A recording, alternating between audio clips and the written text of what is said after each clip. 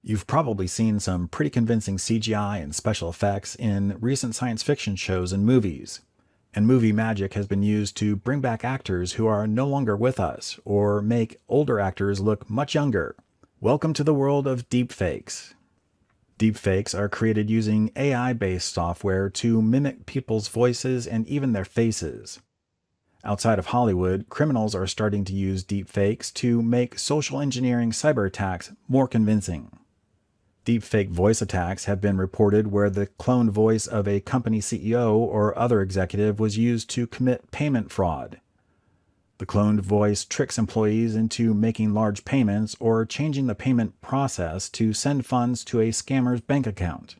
These attacks can be used in conjunction with business email compromise or BEC attacks, which I describe in another video. For instance, an email spoof to look like it came from your CEO is sent to someone in your finance department. The email is requesting an urgent payment to be processed for an important business transaction.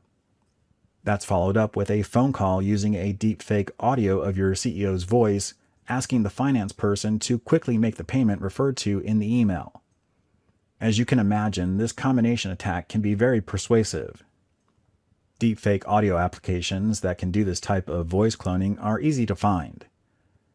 And the results can be hard to detect as fake, even to people who know the deepfaked person well.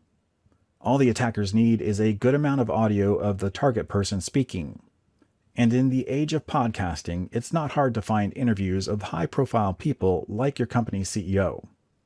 As deepfake technology rapidly develops, we can expect that it will continue to grow as a dangerous attack on the cybersecurity threat landscape. Deepfakes are designed to be hard to detect, and detecting them will only get harder as AI technology improves. But there are ways to determine if you're talking to an actual person or a deepfake. In this video, I'll teach you how to spot deepfakes and steps you can take to protect you and your organization against them. First, users should be trained about deepfake technology, how it works, and how it can be used to conduct payment fraud and other attacks.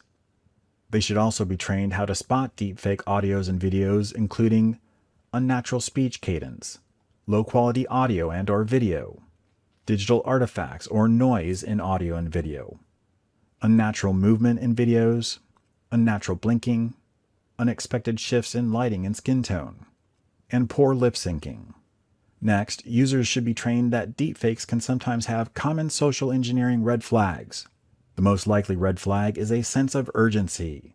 Social engineering attacks often want you to act quickly without thinking. If someone you know contacts you and they want you to do something like transfer a lot of money in a hurry, you should immediately be on guard. Another social engineering red flag is unusual behavior.